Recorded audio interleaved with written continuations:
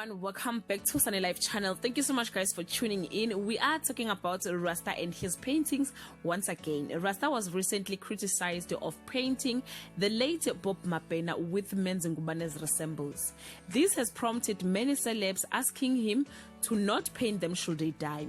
The latest celeb was Zenande Mfenyana, who boldly asked the painter not to paint her on her funeral. Please mark this tweet.